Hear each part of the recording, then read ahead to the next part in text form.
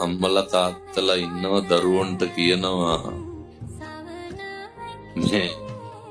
අරුම් මෙහෙමයිනේ මෙවුන් මෙහෙමයි ඔවුන්ගේ ගෙවල් වල යන්න එපා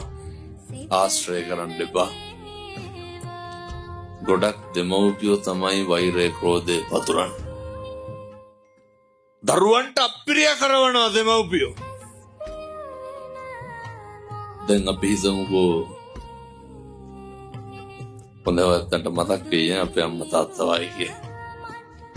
ගෙදර ඉන්නවා කිය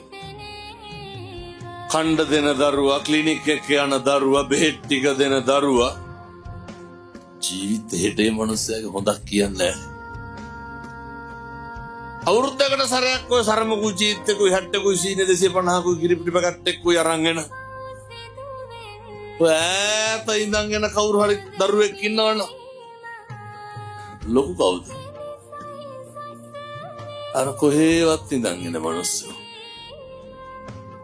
අර හැමදාම කණ්ඩ බොණ්ඩ දෙන දරුවා දකින්නේ වඩු පාඩුනේ අවුරුද්දකට දෙපාරක් විතර ආවට පස්සේ ඒ දරුවා ළඟට අරගෙන කියන්නේ මොනවාද අර මොකක් හරි වෙච්ච අඩුපාඩුවක් කියන්නේ නැනිකම් මම කියනවට හිතන්නකො ඔය කටවල් වලින් කවද්ද හොඳක් කිව්වේ කියලා